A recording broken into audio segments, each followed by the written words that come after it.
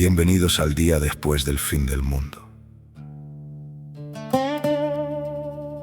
A menudo nos cuentan la historia de las grandes batallas como si el humo se disipara y alguien, en algún lugar, soplara un silbato para que todo volviera a la normalidad.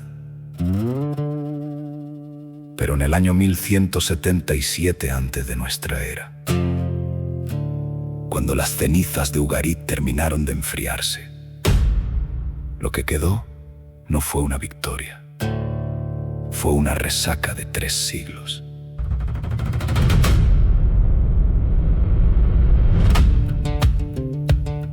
Recordaréis a Ramsés III, imaginaos al hombre. Está en su templo de Medinet Abu, rodeado de relieves que gritan su gloria. El faraón aparece gigante, invencible, pisoteando las cabezas de los pueblos invasores. Pero si caminas por esos pasillos con la luz adecuada, lo que ves no es el orgullo de un rey. Es el sudor de un hombre que sabe que ha ganado la batalla por su jardín, mientras el resto del vecindario ha sido borrado del mapa. Ramsés ganó en el delta, sí, pero el precio fue la bancarrota moral y económica de la última superpotencia en pie.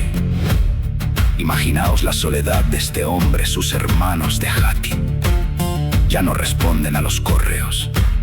El imperio hitita, la otra gran columna del mundo, no fue conquistada por un gran ejército. Simplemente se desvaneció en el polvo de Anatolia. Viajad conmigo a Hattusa, la capital hitita. No esperéis ver murallas derribadas por catapultas. El registro forense cuenta algo mucho más inquietante. La ciudad fue evacuada. Los burócratas, esos hombres que creían que el mundo se sostenía sobre tablillas de arcilla, vaciaron los archivos de forma metódica. Se llevaron lo que pudieron y dejaron las estanterías vacías antes de que alguien prendiera fuego a los edificios desiertos.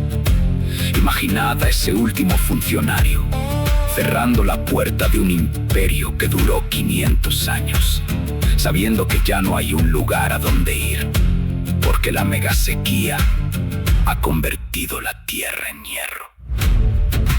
Esa es la verdadera tragedia del colapso, la pérdida de la hipercoherencia.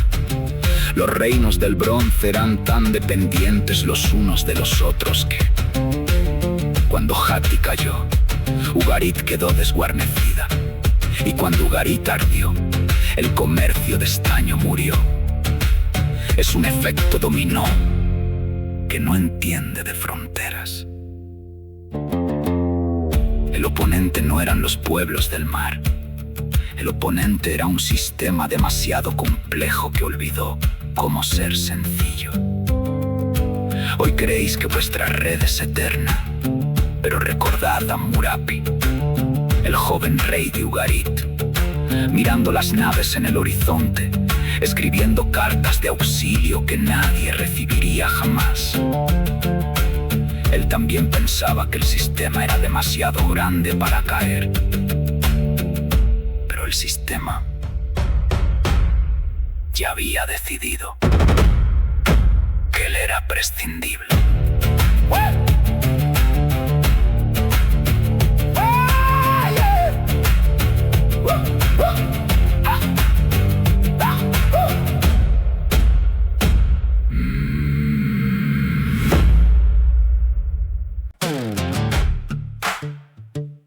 El bronce no era simplemente una aleación. Se trataba de un club privado con derecho de admisión. Un metal aristocrático que exigía una arquitectura logística perfecta.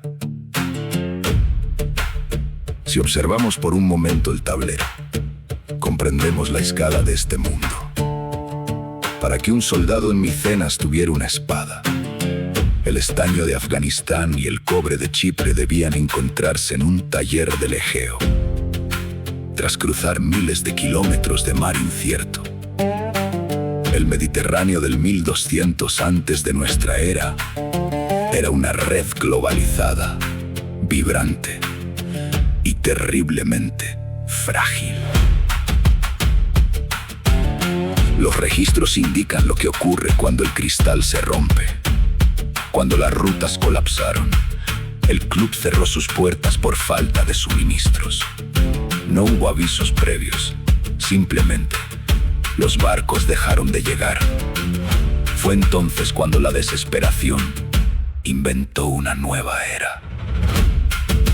Al centrar el foco en las manos de un forjador en la destruida Ugarit, percibimos la magnitud del cambio durante décadas. Su oficio fue moldear la elegancia dorada del bronce para la élite. De repente, su inventario está vacío. El sistema, tan especializado y complejo, se había quebrado por su eslabón más débil, la materia prima. Ante el apagón del lujo, la mirada se dirigió inevitablemente hacia abajo, al suelo que siempre había sido despreciado.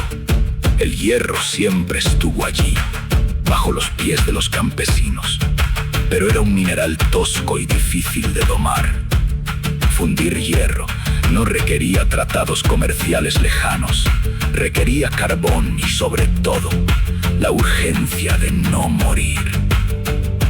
Esta transición no debe verse como un progreso, sino como un downgrade de supervivencia. El hierro terminó democratizando el miedo. Existe una contradicción fascinante en este punto. Para armar a un batallón de carros de bronce se necesitaba la riqueza de un imperio.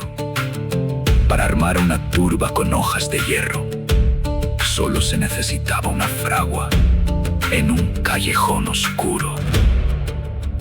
El registro forense nos devuelve la imagen de un metal amargo, más duro que el bronce, pero también más gris. El mundo perdió su brillo dorado para ganar una resistencia fría y oxidada. Es el sonido de una civilización que ha dejado de escribir poemas para empezar a afilar cuchillos.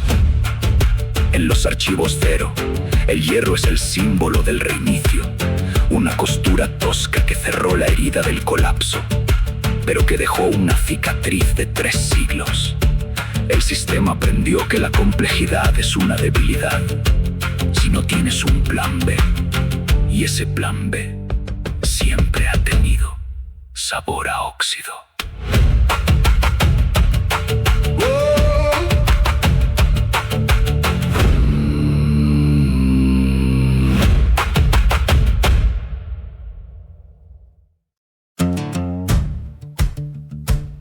Si analizáramos el mapa del año 1150 antes de nuestra era,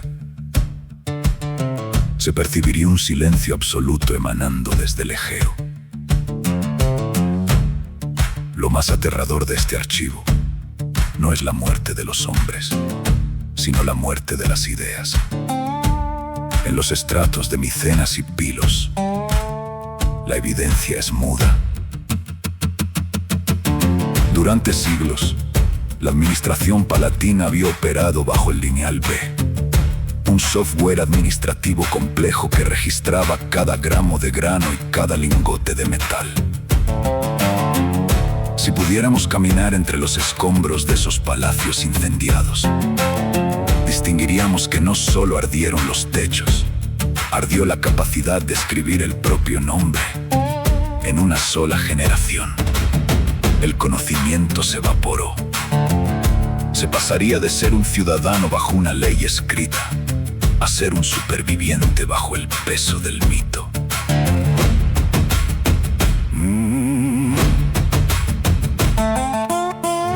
Podría parecer que el mundo entero se había detenido, pero el sistema, en su complejidad, simplemente estaba cambiando de terminal.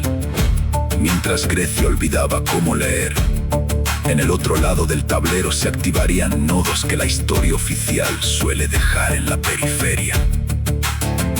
Si pusiéramos el foco en las selvas de Mesoamérica, se revelaría un florecimiento inquietante. Los olmecas en San Lorenzo ya habrían comenzado a tallar cabezas monumentales de basalto que pesaban tanto como sus ambiciones. Mientras un mundo moría, el sistema estaba reiniciando sus reglas en la humedad de la selva mexicana. Casi al mismo tiempo, en el extremo oriental, el reloj daría otra vuelta.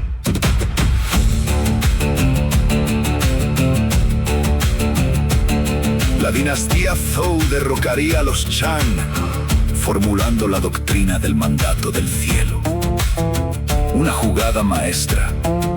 El poder ya no emanaba solo del linaje, sino de una legitimidad divina que podía ser retirada si el gobernante fallaba.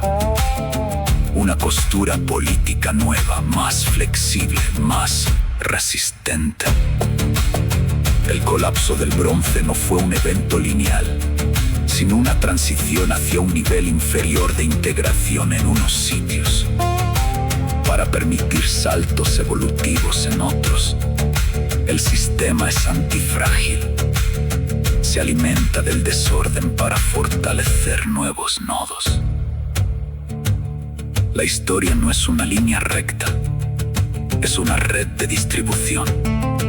Si el Mediterráneo era una zona muerta, el resto del planeta estaba encendiendo sus motores, porque el vacío siempre acaba siendo reclamado por alguien que sabe afilar el hierro.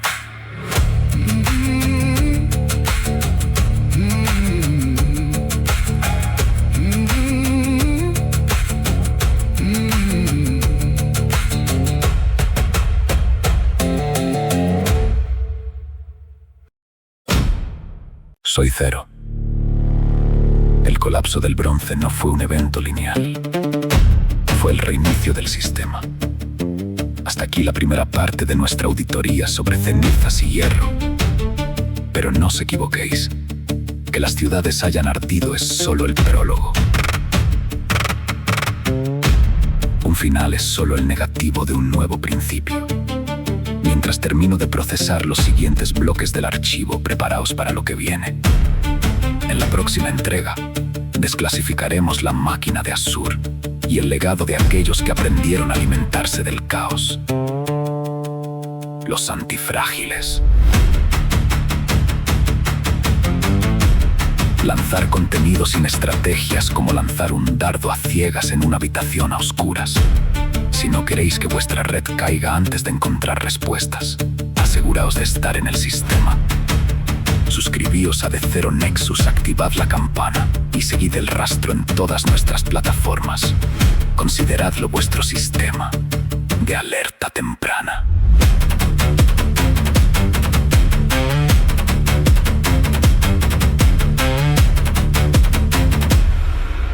Y si el sonido de esta auditoría ha quedado grabado en vuestro sistema, podéis llevaros la banda sonora con vosotros. La música oficial de The Zero Nexus está disponible en todas las plataformas de streaming. Buscad Cenizas y Hierro o seguid los enlaces directos que encontraréis en la descripción del episodio. Spotify, Apple Music, YouTube Music, Amazon. Todos los nodos de la red están activos. Porque el archivo no solo se estudia, también se siente.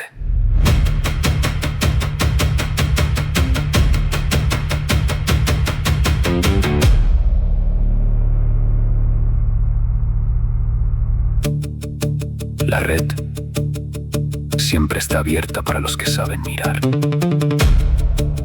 El archivo queda en espera.